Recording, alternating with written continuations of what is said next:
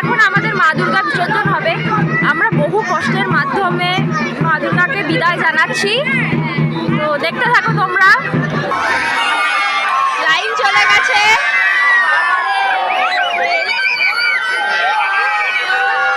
Line চলে গেছে।